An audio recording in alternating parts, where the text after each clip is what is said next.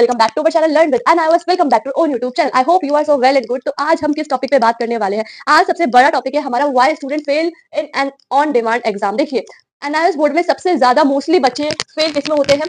Fail होते हैं on demand exam में, ठीक है, जो कि सबसे सारे बच्चों को सबसे ज्यादा हार्ड लगता है, ठीक है। NIOS बोर्ड में दो तरह के एग्जाम होते हैं, आप सभी को पता है, ठीक है। एक होता है हमारा पीई एग्जाम, एक होता है हमारा पीई पब्लिक एग्जाम, और एक होता है हमारा ऑन डिमांड एग्जाम, ठीक है। अब मोस्टली बच्चे ऑन डिमांड में फेल ही क्यों होते हैं? देखिए, पीई में पब्लिक एग्जामिनेशन में बच्चे यहाँ से तो जैसे कुछ सब्जेक्ट में फेल हो जाते हैं तो वो किसमें जाते हैं? ऑन डिमांड एग्जाम में जाते हैं, ठीक है। फिर ऑन डिमांड एग्जाम में भी पास नहीं होते, दोबारा उनको ऑन डिमांड एग्जाम देना होता है, दोबारा उनको ऑन डिमांड एग्जाम देना होता है। तो एक तरह से जाल में फंस जाते हैं बच्चे, ठीक है। और उनका एक डिप्रेशन का एक वो शिकार हो जाते हैं वो कि एक तो पहले तो हम पब्लिक एग्जाम दिया, उसमें हम फेल हुए, देन हमने ऑन डिमांड दिया कि चलो हो गया बाय मिस्टेक फेल हो गया, ठीक है। फिर ऑन डिमांड के देने के बाद फिर हमने ऑन डिमांड दिया, तो ये एक सर्कुलेशन चलता ही रहा, ठीक है, पास ही ना हुआ, ठीक है। तो मेनली बच्चे यहाँ पे गलती क्या करते हैं? कुछ तो गलती करते हैं जिससे कि बच्चे फेल हो जाते हैं, कुछ तो होगी बाय मिस्टेक, ठीक है। तो उसका मिस्टेक का हम देखेंगे कि आज कैसे इसको स्ट्रेटेजी बनाए या क्या इसका रोड मैप होगा जिससे हम पास हो सके इन ऑन डिमांड एग्जाम में, ठीक है। तो सबसे पहले देखिए, ऑन डिमांड में क्या होता है?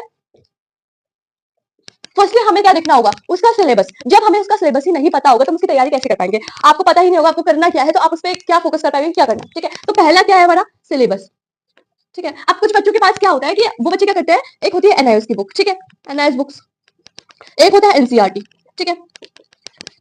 अब वो बच्चा क्लास 12th में है, ठीक है, इसमें क्लास 12th में, ठीक है। अब वो बच्चा क्या करेगा? एन उसकी NIOS बुक, तो मतलब NIOS की बुक्स क्या होती है, लेट आती है, ठीक है। तो वो कहाँ फोकस कर देता है? NCERT बुक पे फोकस कर देता है। फोकस किस पे करता है? NCERT बुक में। बट ये गलत है, ठीक है। आप स्कोर कर पाओगे, ठीक है, 30% स्कोर कर लोगे, बट जो आपको जहां तक मार्क्स लाने हैं वहां तक आप स्कोर नहीं कर पाओगे, क्योंकि NCERT की बुक्स और NIOS की बुक में बहुत डिफरेंस होता है, ठीक है। कह सकते हैं कि NCERT की बुक हार्ड होती है, NIOS की बुक इजी होती है, कह सकते हैं NIOS की बुक हार्ड होती है, NCERT की इजी होती है, ठीक है। बट ये आपको नहीं करना है कि आप NCERT, जब आप CBSE ICSE में जाते हैं तो क्या आप NIOS की बुक पढ़ते हैं? नहीं पढ़ते हैं। तो आप जिस भी कोर्स में आपने एनरोल्ड किया, आपने NIOS में किया है, तो आप NIOS बुक को ही पढ़िए, ठीक है। अब बच्चे को डाउट होगा कि मैम हमारी NIOS बुक तो आई नहीं, तो पढ़े कैसे उस बुक को, ठीक है। अब देखिए, पहले तो समझ गए कि आपको क्या करना है कि आपको NIOS बुक ही पढ़नी है, ठीक है।